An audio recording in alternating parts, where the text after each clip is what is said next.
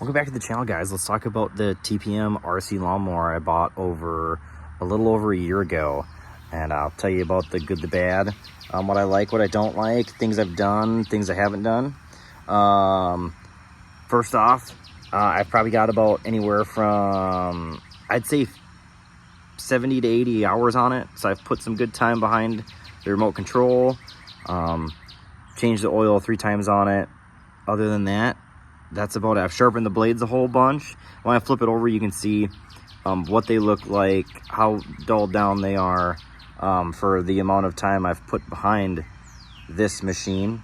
I haven't had to tighten the tracks or anything. You know, when I went through it originally, you know, I tightened everything down, replaced some of the bolts and stuff with different bolts so I know they wouldn't back off.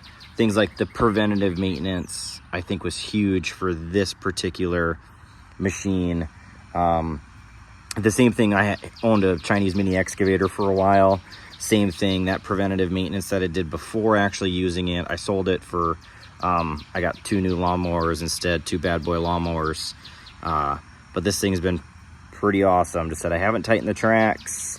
The one thing I will say that I'm not a huge fan of is I wish these sprockets in the gears had the ability to be grease-zerked.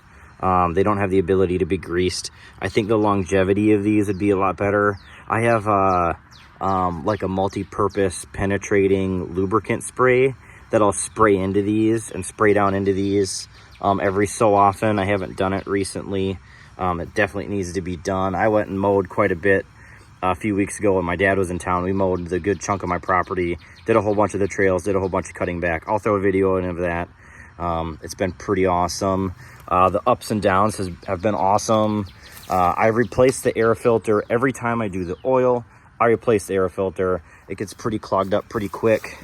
As you can see, I haven't replaced it since I was out of the land. But I just took the original one. I ran to Tractor Supply.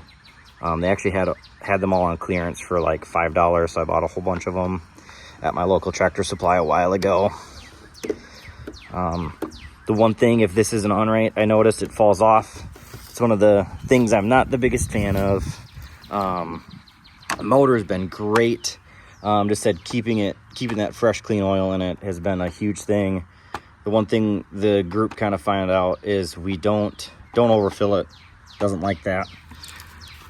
Alternator in the back has been great. Hard to see down there. Every time I stop it and refuel it, I always clean off the top of it and get all the dust off of it. I usually have my leaf blower with me and I'll blow it off. I just got done mowing with it. I mowed my backyard. So, I've rolled it twice. I flipped it over mowing my ditches. I've flipped it twice. Auto shut off works great. Turns it off right away. I don't think I have a video of it. I was recording, and when it flipped, I kind of put my phone down at one point, and I don't have the video. When I was mowing a few weeks ago, I was mowing some pretty thick bramble here in Texas, and I ripped the on-off switch off. It still works. Just said. Voltmeter's been great. The batteries have been good. I do notice that now that I've had it for a while, that this ticks down quite a bit faster if I'm just driving it around. You can see it's actually going down pretty quick. Once it starts up, I don't have a problem with it. That alternator charges up those batteries, but if I'm driving around putting it on my trailer, the voltmeters go down pretty quick. And I do notice that it can be kind of hard to start it. It kind of sludges along. So I'm sure those batteries that they put in these things, they're nothing special. Painted all my keys white so I know if I lose them. Paint has been rather good. I scraped it up pretty bad, put it on my trailer. That's been good. Tracks have been good. I haven't had any splitting, cracking, nothing like that on these. Just said every time I get done using it, I clean this out so this isn't catching up, you know, a whole bunch of branches and grit and stuff. So I try to keep these super clean. I did my neighbor's ditch a while back, and they usually have a whole bunch of standing water in their ditch. So that's another reason why I spray these so they don't rust out with spray. Throttle's been great. Keep it there. Haven't had to mess with it. Nothing like that. Just said I keep all this Biggest thing is keeping it clean. I've never had to use the battery charger, which is on this side. It's in my Harbor Freight box where I keep my remote. Lights work, everything works. Underneath, same thing. Keep it clean. This shroud comes off and you have access to that belt that runs the alternator. I do recommend taking this off every so often, cleaning out all the stuff that gets in here. These are the blades, you know, these are the original blades to the machine. As you can see, they're kind of stiff right now. They're nice and sharp though. They don't have any big dings in them. As you can see I've sharpened them a few times, so they're back a little bit. I do have a small amount of play in this head, so when this head comes off, there's a keyway. It's keyed in here, and this slides up on there. I have also hit some big things with this shaft, and it has done its job where these have swiveled off. It turns off, but you can see that this isn't dinged up. Just said it's got just a tiny small amount of play in it. Nothing crazy, but just said I take this off. Same thing. Use some white lithium grease, or if you have silver grease, you can put it on there so this doesn't get seized up. Underneath here, same thing. Keep it clean. That's the one thing. I've had some paint chipping from underneath the machine. These are the only places I've really had paint come off, is underneath here. That's pretty much the big one. I've had some of the gray paint in here come off, but other than that, just said absolutely loving it. And I would say, I know people have asked, like seeing underneath what this looks like. Keeping these greased and clean so they swivel. I just got done mowing with it. I mowed my backyard. It was pretty high. My wife and I bought a foreclosure. That's why I haven't posted. We bought a foreclosure and I've been remodeling the entirety of it. The other thing I would recommend is I've actually lost one of my paddles here. I wish that this was a little different. I wish that this was either like a chain or something along those lines, or if I could find replacements for these, that would be awesome. But these are pretty amazing. I've had this thing kick out some gnarly branches, because if these blades are sharp, it'll cut some brush if you need it to. I wouldn't recommend doing it all the time, but it definitely will cut what you need it to. I said I haven't had a whole bunch of play in my tracks. They've been super good. A lot of people recommend like Xing these little holes so the debris comes out when you're rolling with them.